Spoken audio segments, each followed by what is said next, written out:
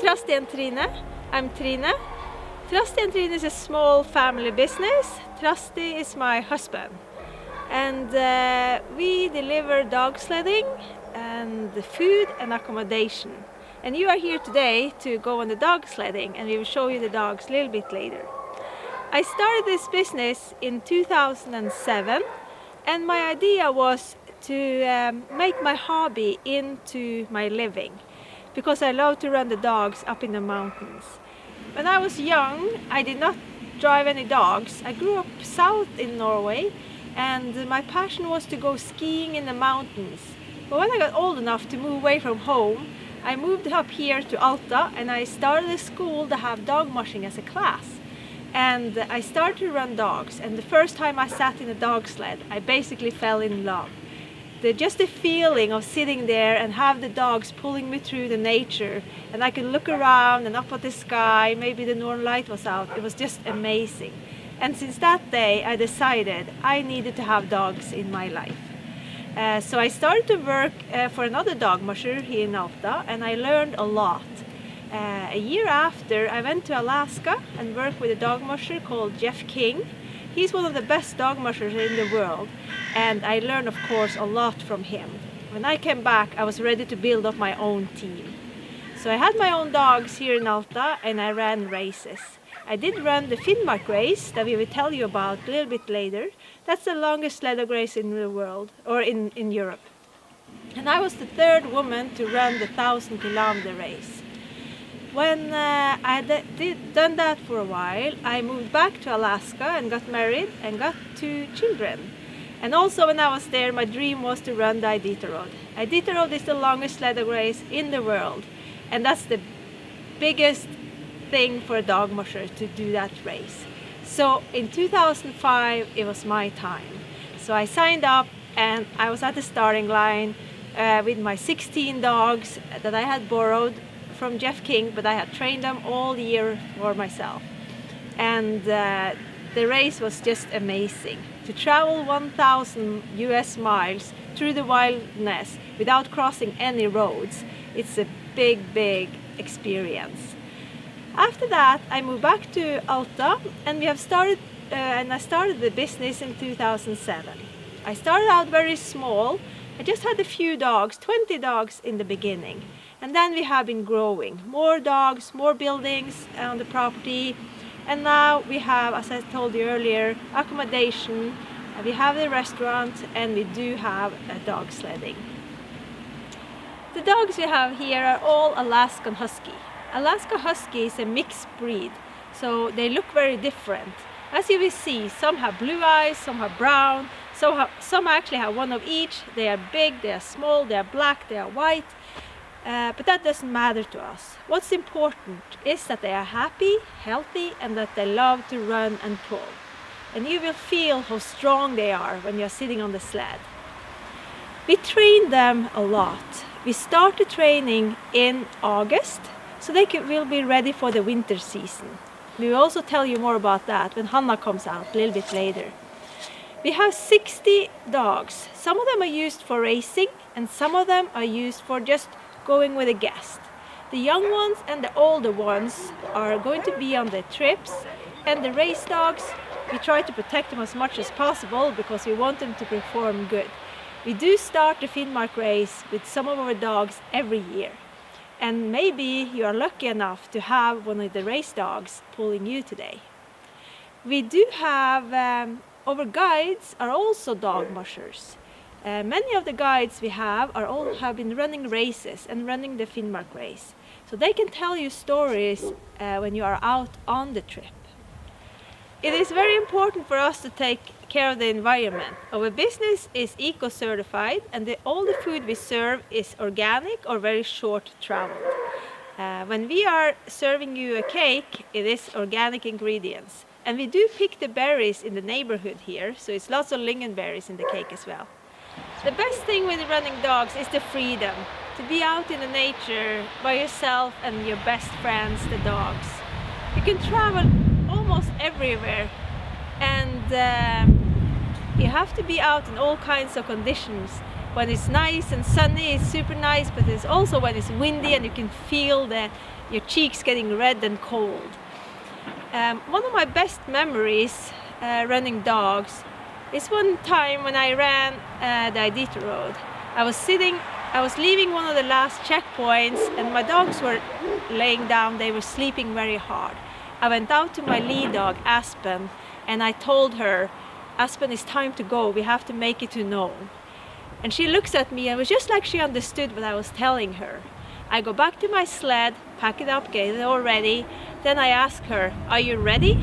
That's the command we give to the dogs before we leave. She get up on her feet and suddenly she jumped in the harness and make a little bark, and all the rest of my team stand up on their feet. I just tell them okay and we are leaving. Things like that is just amazing, the bond you're making with your dogs, and when they get up from the straw and leave, even if it was the middle of the night and they were tired, they do it just for me.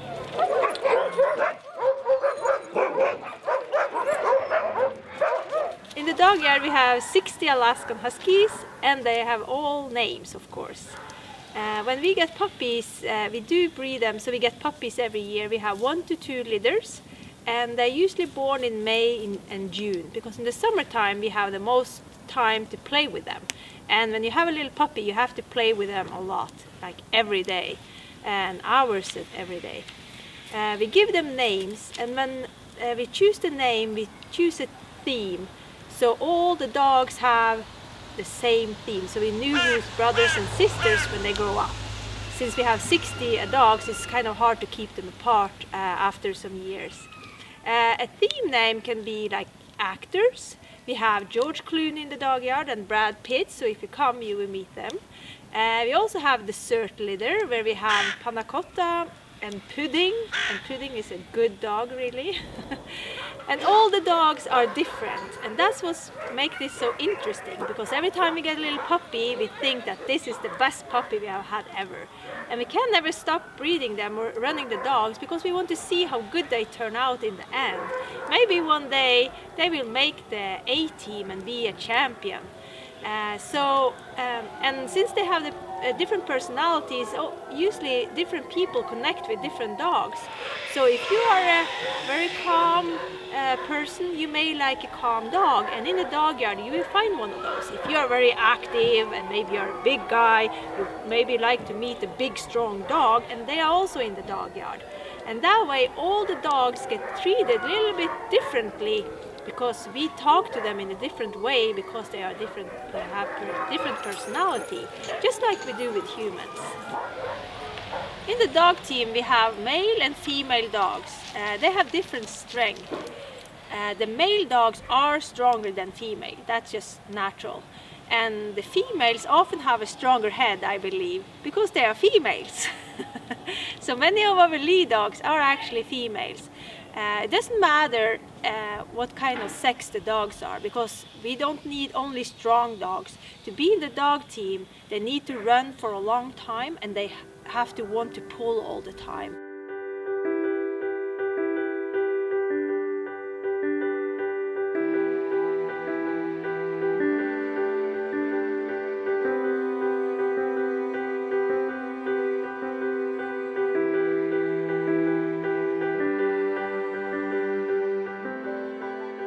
Every year we participate in the Finnmark race, which starts here in Alta.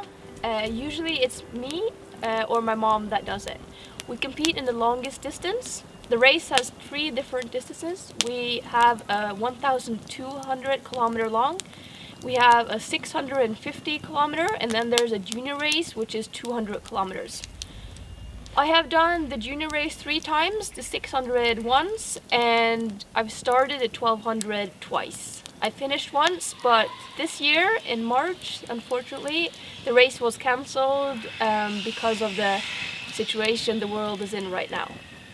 This year the plan is to start the 1200 again, and right now it's looking pretty good. We have a really good team of dogs, and I feel much more experienced than I've been before, since I've done it a few times now. I want to tell you the story about the first time I was going to participate in the longest distance in the Finnmark race. I was 18 years old, never done a race that far before, and I had no idea of what I was getting myself into. My mom told me every single day that this is going to be the toughest thing you ever done. But me not really thinking that it was that tough, thought, okay, this is not going to be a problem, I'll manage to do it. The first 300, 400 kilometers of the race were pretty easy. It only takes a couple of days. But then once the dogs get tired and I start to feel tired, that's when it really gets tough. Dogs from my team were starting to go out of my team. Dogs that I depended on taking me to the finish line, that I know would be in lead for me no matter what, had to come out because of injuries or they were just tired.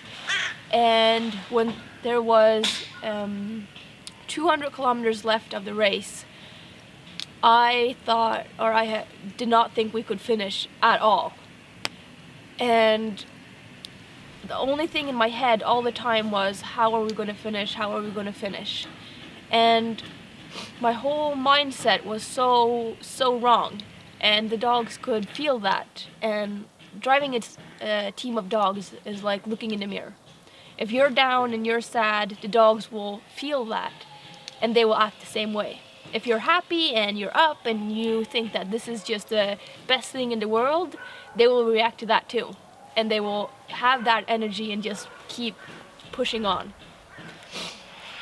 So starting out from one of the last checkpoints, being really worn out and down, not knowing if we were going to finish, we started out and at one point my team just stopped. And that is pretty much the worst thing that can happen to a musher, because that is like the worst nightmare. The team just stopped without asking me, and I'm the boss, so that shouldn't happen. They stopped, they just looked back at me and just sat down. And I thought, okay, what am I gonna do now? So I put the two dogs that looked most awake in the front, and these two dogs were the very last dogs to make my team. The two dogs that I thought were going to go out of my team first. I put them in front, and one of them is Musher. She's probably the smallest dog we have, and she is a complete bitch. The other dog was Lyrek. She was 2 years old at the time.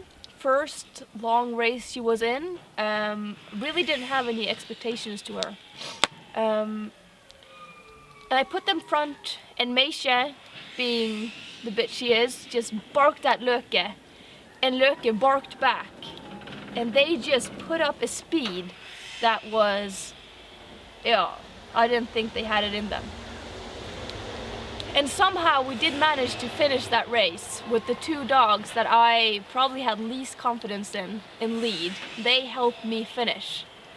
And looking back at that race, I thought to myself, I never want to act like that in front of my dogs again, because I know that is not what a leader should be. So going into the race next year, I was going to do the 650 kilometer long race. I was all about just having fun and showing my dogs that this is fun, and this is what we've been working so hard for now for 2 years. And starting out from the last checkpoint, we were number 2, and there was only 10 minutes up to the lead. And I knew that either way we would finish. I'm just so proud of my team and how we've run this race and how much we've improved the last year.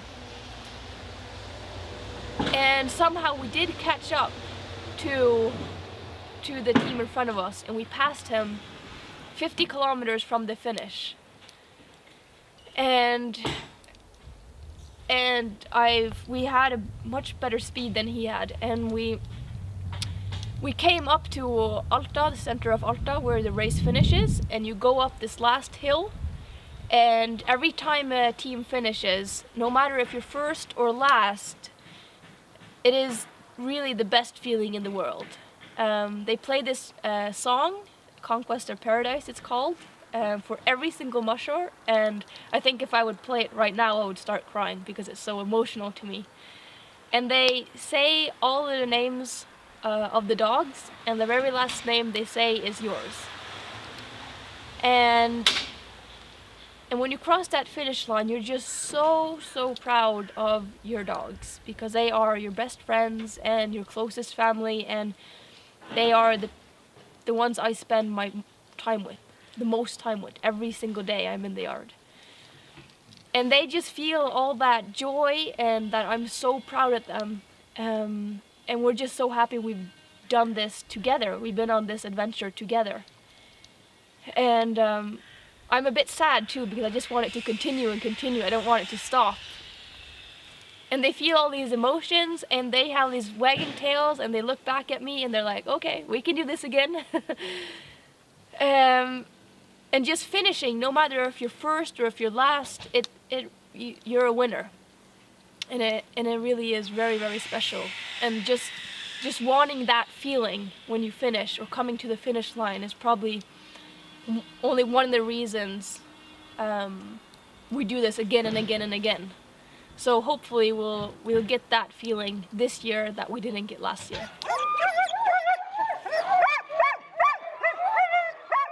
Like I said, we train about 6,000 kilometers before this race, which means that we have to train almost every single day. So we start training our dogs from the start of August, and the race starts in March. To do this, we have to give the dogs the right nutrition, and that is the most important thing we can do. The dogs need about 10,000 calories a day to keep up the training, and before every race they ran about 6,000 kilometers. And that is very far. The dogs eat a blend of meat and fish and fat, combined with kibble, high fat and protein kibble. And we also mix some omega-3 in water in that. So it's like a thick soup, which they get breakfast and dinner. And at midday and while running, they get snacks. A snack could be everything from a piece of a chicken fat to salmon. We give them beef, chicken, probably everything you could imagine. And just so we know that the dogs are in best shape as possible and they're as healthy as possible. But as important as training is rest. So we put up a training schedule just like you would do any other athlete, because these dogs are top athletes. And we start in August. So in August we go short and very slow, because we have to build up their muscle after a long summer of you can call it vacation. We don't send them on any cruise or anything, but they get some time off from running. As I said, we go short, and then as we see they get into shape, we can increase the kilometers and we can increase the speed.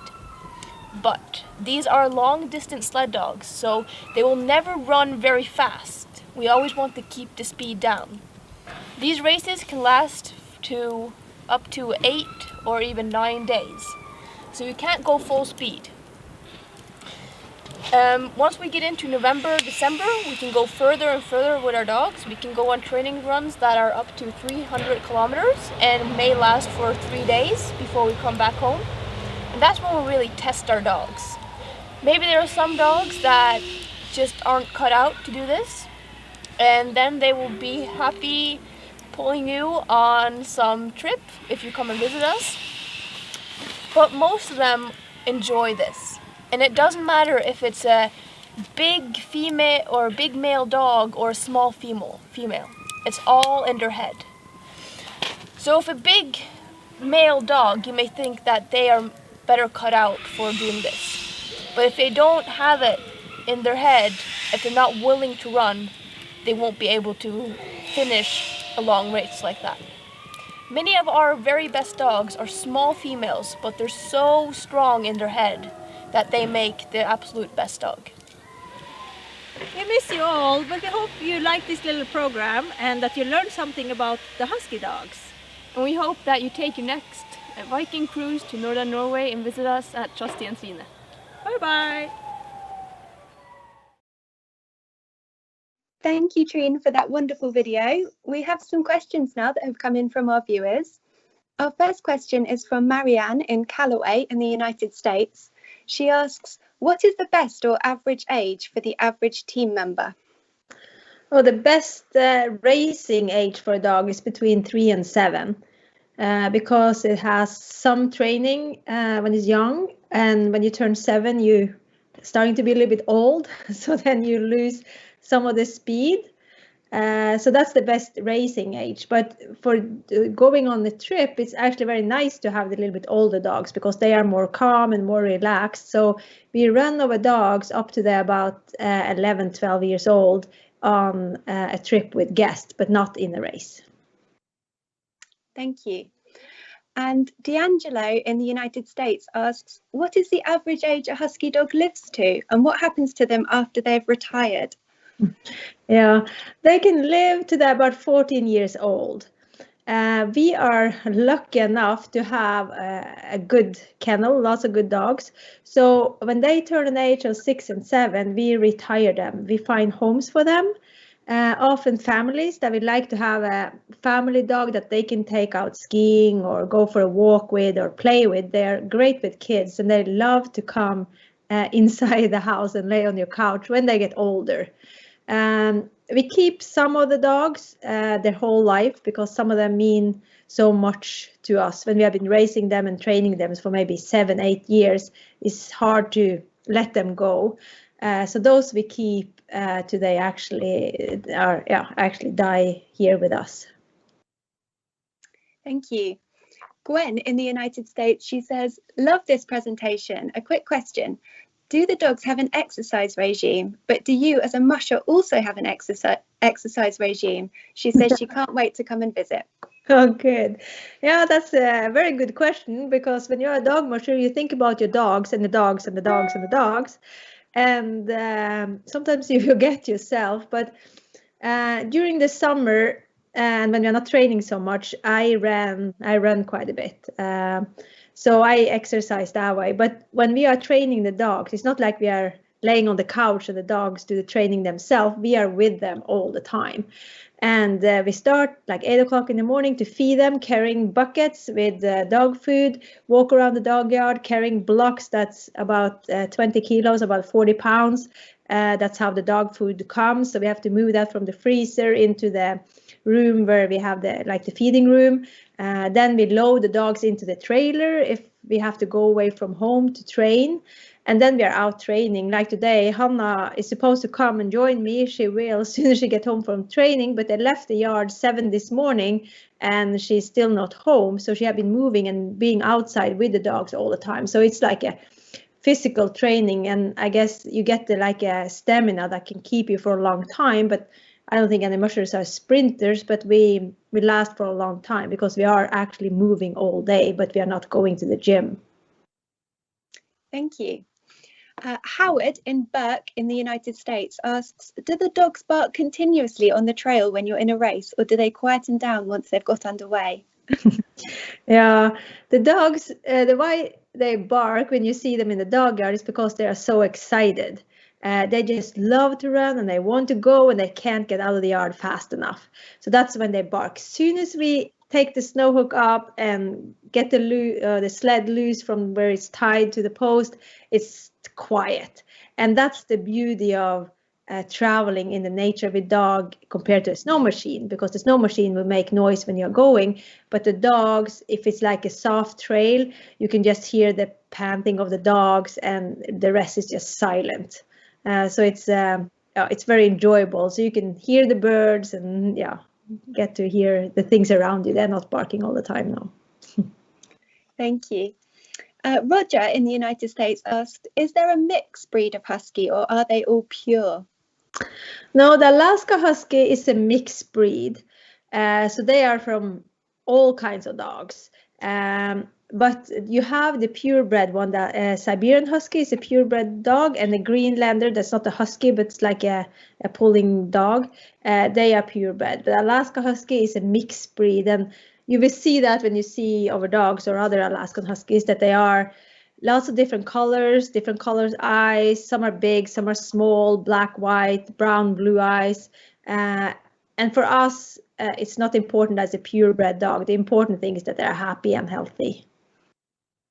Definitely, thank you.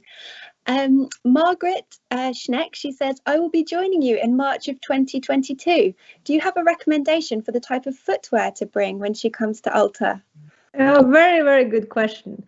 The one thing that's important when you're traveling to the Arctic and going to be outside for a while is to wear wool, wool, and wool.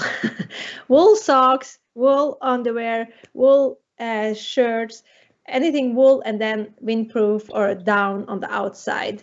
And your boots, if they have a little thick sole, it's better. If they're very thin on the bottom, that makes it colder from the ground. So if you can buy a pair of insoles, and they can also be wool, but a little bit thick, and then if you have a little bit insulated boot and wool socks on your feet, then you will stay nice and warm, and you probably will enjoy the ride much better.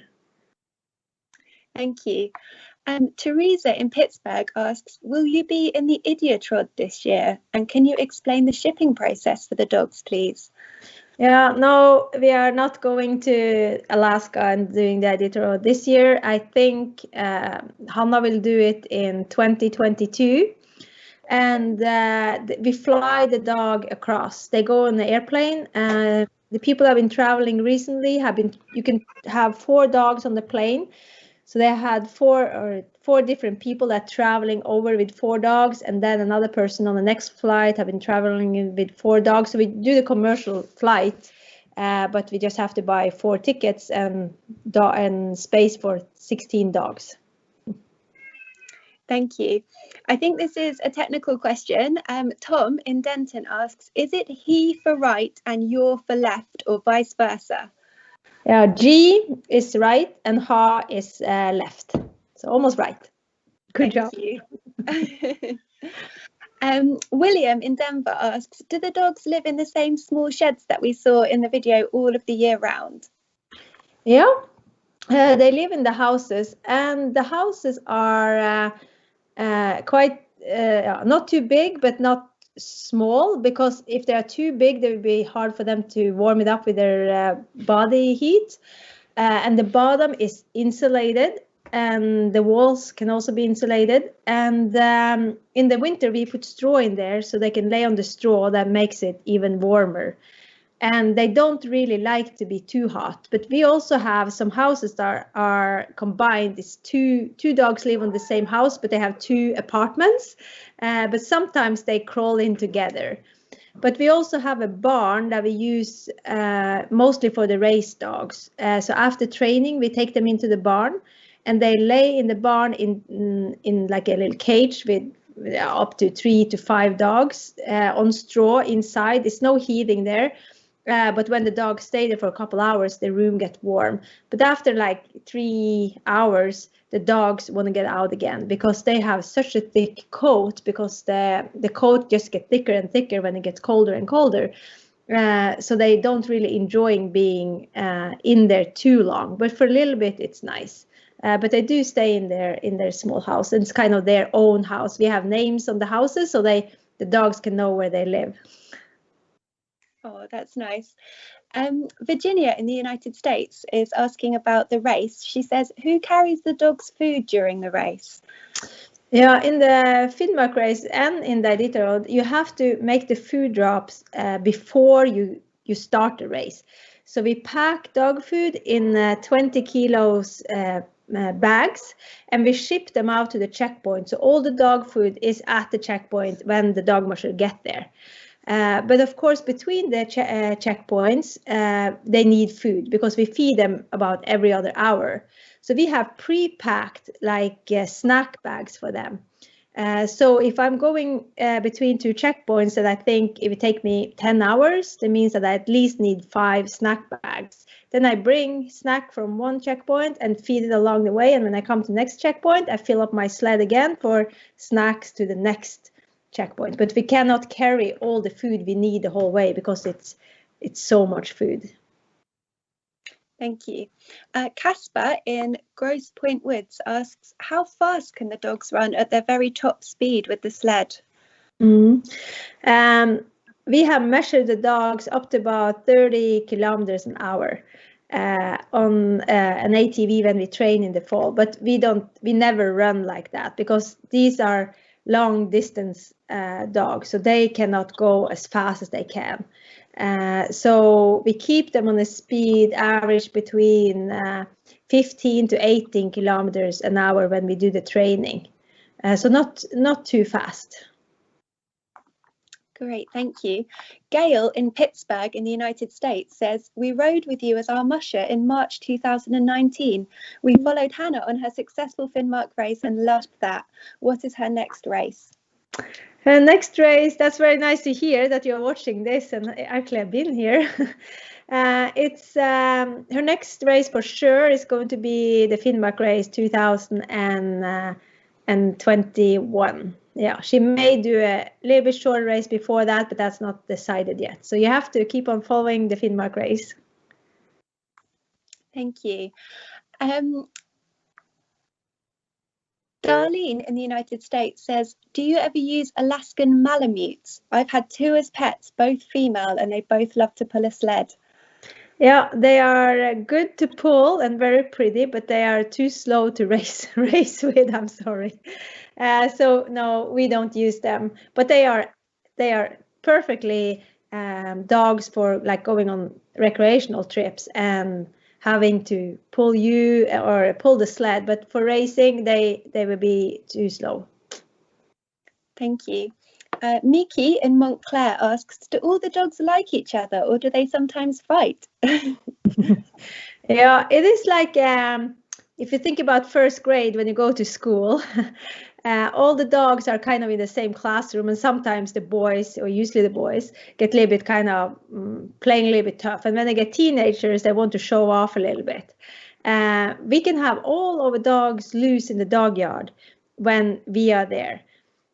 We are the boss, the alpha dog in a way. So when we are there, it's fine. But if I left my dog alone for too long, they will, I expect them to start fighting because they like to know who's the boss. So when the boss leaves, they will like to figure it out. But there's no problem when we are there to keep them separate, or they don't fight. They just run around, mostly play. But if we have lots of females in heat, and if somebody that doesn't know the dogs kind of play with them in there, it can be a fight, and usually between the boys that are 2 to 3 years old, because they are showing off and want that girl. But it's not a big problem, no. Thank you. Michael in Montreal asks, how much does one husky dog cost? Yeah, if you want to buy a good husky, it doesn't cost as much to be a dog, but you have to maybe pay 30,000 Norwegian crowns. But usually you never get to buy a really good husky because everybody's breeding their own dogs, and you don't want to sell your own dog to a competitor that want to beat you in a race. So it's hard to buy a really good one. You can buy a young one when it's a puppy and you don't know what you get really, and they cost about 10,000 Norwegian crowns. Thank you.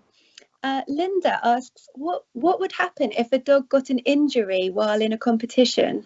Yeah, that of course can happen. If it happens between the checkpoint, the dog musher put the dogs into the sled, so the dogs get a ride into the next checkpoint.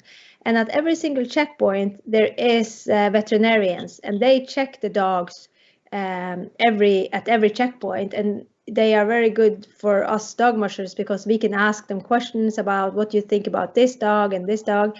And we start with 14 dogs in the long Finnmark, but we have to finish with only 6 dogs because we don't need 14 dogs to pull us. And as soon as I have a dog in my dog team that's not working good or injured or whatever, I take the dog out of my team and we travel with one less dog.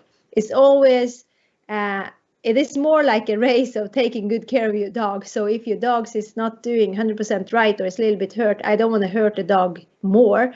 So I take it out and leave it at the checkpoints so they don't run far if they get hurt. Thank you.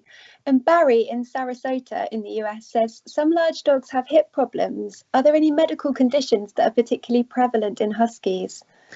No, that's the good thing about the Alaskan Husky, that it's not a purebred dog. So we are always looking to breed a healthy dog. So we don't have any hip problems, no ear problems, those common dog problems. We don't have those. Because if I have a dog with hip problems, I would never breed that dog again. And I can breed with any dog I want to. So it's not like you don't, you kind of stop the breeding of that dog if it is a problem quite early, because a husky with a hip problem can't run, and these guys love to run and are born to run, so they have to be able to do it. So we don't have any of those problems, and that's really good. Thank you. AT in the United States asks, what percentage of the dogs are bred and what percentage are neutered? Yeah, in Norway, you can't neuter a dog without a reason. So right now we have our house dogs is neutered, and then we have 2 other dogs in the dog yard is neutered. The rest of them are not. But I lived in Alaska for some years and worked with dog mushers there, and they neuter them, many of them. So they don't have the problems when the females come into heat. But in Norway, we are not allowed to do it. So. Thank you. Greg in Chicago asks, apart from food, what else do you carry in the sled when you're racing? We have to bring some mandatory gear.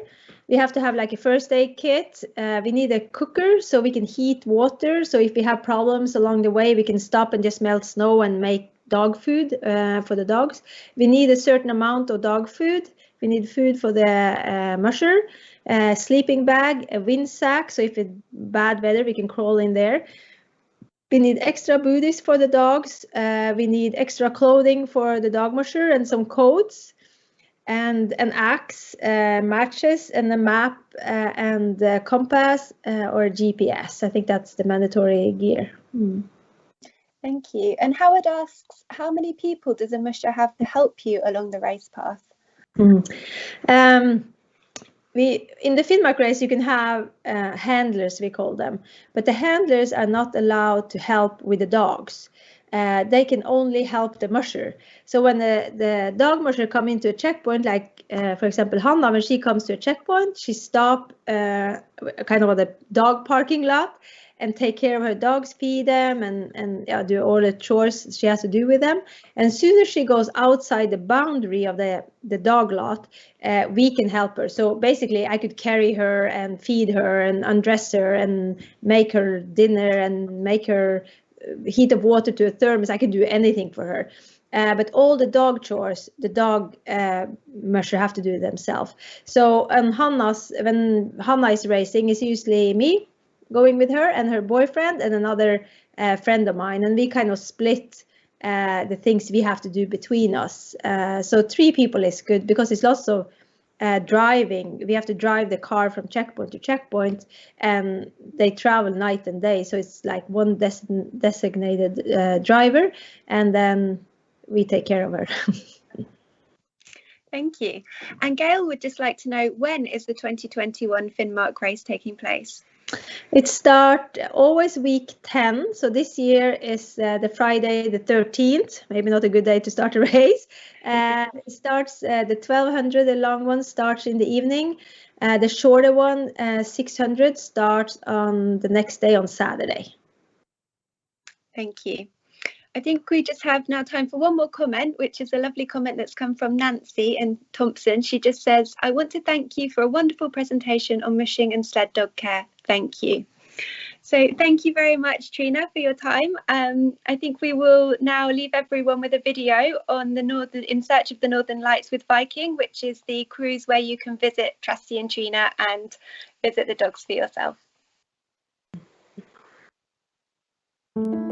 Immerse yourself in the spirit of the North on this illuminating 13-day voyage that includes 7 intriguing ports. Lands where dawn and twilight merge on the edges of a long Arctic night. Cruising far north in Norway's winter, you'll witness what few others see. Wondrous snow-dusted landscapes, cities hushed in slumber, and the luminous aurora borealis dancing in the sky. From London, you'll set out for Norway across the North Sea. Waters often sailed by the original Vikings as they established colonies on Scottish islands, coastal France and beyond. You'll touch land again in Stavanger, step off your ship and into the heart of the old town, which has Europe's highest concentration of wooden buildings from the 17th and 18th centuries. Learn about one of Norway's most important industries, offshore oil drilling at the award-winning Norwegian Petroleum Museum. Or head into Lysefjord on an optional adventure to view the impressive Preikestolen, or Pulpit Rock, towering nearly 2,000 feet above you. Bodø, just north of the Arctic Circle, comes next. The city is home to the impressive Bodø Cathedral, with its beautiful organ and honeycomb bell tower. Bodø is also known for the impressive Norwegian Aviation Museum, a remarkable collection of historic civil and military aircraft. Then it's on to Tromsø, where an overnight stay is just what you need to grasp much of what this city and its dramatic surroundings have to offer. Set your sights on the stunning Arctic Cathedral with its striking triangular shape, or feel the wind in your face as reindeer or sled dogs pull you through a snowy wilderness. Alta, resting on the shores of the Alta fjord, is the gateway to some of Europe's most magnificent natural beauty. With another overnight stay, you'll have time to embrace the stunning landscapes and the city's enduring culture. Contemplate the lives of the ancients, told in mysterious rock carvings at the Alta Museum. More than 6,000 etchings by the Komsa people, dating from 4200 BC to 500 BC. Or visit the nearby Sami community of Mase for an authentic lunch of local dishes and an exciting ride in a reindeer-drawn sleigh. And with Alta's frequent clear skies, it's an ideal locale from which to view the northern lights. You'll remain within the Arctic Circle at Narvik, situated on the innermost shores of the Ofotfjord. Learn more about the Vikings, who once called this ice-free harbour home, and of the turbulent days of World War II, when the Germans occupied Narvik. Or engage with the region's long-standing residents, including the spirited Arctic wolves and the native Sami herdsmen, who weave winter tales by the glow of a wood fire. Your unforgettable exploration of Norway in winter concludes in remarkable Bergen. Delve into the iconic Bryggen Wharf, once part of the powerful Hanseatic League. Or go for a different vantage point, the top of Mount Ulriken, to savor majestic views of the 7 mountains that encircle Bergen. With an overnight stay, you can also mingle with the locals and perhaps sample aquavit as you explore the heart of this legendary city.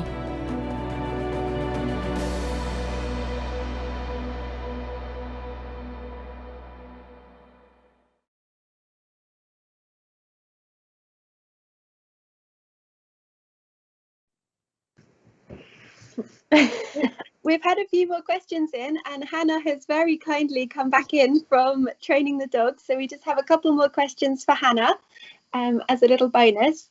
So Flo in St. Louis, she asks, you said that all of the dogs have their own personality. Do you find that you have some favourite dogs? We do have some favorites. We try not to show that while we're in the yard, but when you're with the dog so much as I am, you kind of find your type of dog. So usually dogs that become my favorite are very similar to me. So we have a few favorites. That's great. Well, there's lots of people are working with us, and we are all different personalities, so it's almost every dog, every person have different favorites, so all the dog is a favorite to somebody. Oh, that's really nice. Sally in the United Kingdom says, you must need a lot of people to take care of all the dogs and to make sure they have all the training and exercise they need. How many people work at the Husky Centre, and do they all have to be specially trained? Now we're about 5 people working with the dogs, so we are quite a few. And from the day the people that come and work here get here, they start learning. So what we do is we have people come in the beginning of August or September, and then they get to learn all fall. So in the winter time, they know what to do. Great. Ernest in Oregon asks, do you often see the Northern Lights from the Husky Center? Yes, it's when it gets dark, it's very often Northern Light. And since we live in Alta, and Alta is the inside a long fjord, we have clear skies quite often. So if you're out at night, you have a very good chance to see it. But we just go out when it's really, really good. We don't go out for just a little Northern Light anymore. Thank you. Mary asks about the Finnmark race. She says, is it a continuous race or do you have to stop for food and breaks along the way? The clock starts once we leave and it stops when we finish. But of course, the dogs need breaks. So we follow a certain trail, and along that trail, there are checkpoints. And at every single checkpoint, we pick up our food that we shipped out, and we can give the dogs a rest there. So we do stop quite often, but not for a very long time. Thank you. And then Terry in Tallahassee in the US asks, do the dogs sometimes poop while you are out mushing? And what do you do about this? Yeah, I guess it's just like human. When we start moving, we have to go to the toilet. So that happened to the dogs as well. And but we teach them not to stop when they have to go poop, because if every dog has to stop when they're going to poop, then it will be lots of small stops. So they do it when they run. And they get quite good at that after a little bit, but it's just usually just in the beginning and then once in a while, like later in the trip. So it's not a problem at all. Thank you. Joan in the United States asks, how old was Hannah when she learned to work with the dogs, and how old are most of the mushers? She's basically born in the dog yard. So I have a picture of her in diaper and a little bucket to go and feed her dogs. And she has a younger sister that's 20 months younger. So when I was out skiing with them and they were kids and I had to pull them both in a pulk or a sled, after a while it started to get too much weight to pull. So I gave Hannah a sled when she was 2 years old so she could drive her sister and I could ski next to them. So she's basically been on the sled since she could walk. Thank you. And Miki in Montclair asks, what percentage of the townspeople in Alta are involved with husky sledding? Sort of. It's not that many that have their own dogs, but when they come to the race, lots of people like to follow the race, and like we have kids coming to visit us that goes to school or kindergarten, so they kind of learn about the dogs and get to try. But it's very, very low percentage that actually have dogs and run them like for racing or for work. Yes. Thank you. Kathleen in Philadelphia says, is there a certain time of the year that's best to see the Northern Lights? It's as soon as it gets dark in the fall, so like from September to end of March is a good time. In April it starts to be light. The days are so long, but you can still see them to mid-April, but after that you can't see them before September, because we have the midnight sun in the summer. Thank you. Lewis in Finksburg said, when we visited Jeff King's dog farm, we heard that during the Iditarod race, at each checkpoint, the dogs are checked out by a vet. Does this happen during Norway's dog sled races? Yeah, it's exactly the same thing. So every time we go into a checkpoint, there's a lot of veterinarians there, and they watch our team come in and check all of our dogs. So they're in the best shape as possible all the time. Thank you. Waldo in Tumwater just wants to ask, do you manage to remember the names of all the dogs that you have? Yes, we do. It's just like you remember the name of your family members, and that's what they are. Even though there's a lot of them, we remember each and every name. Thank you.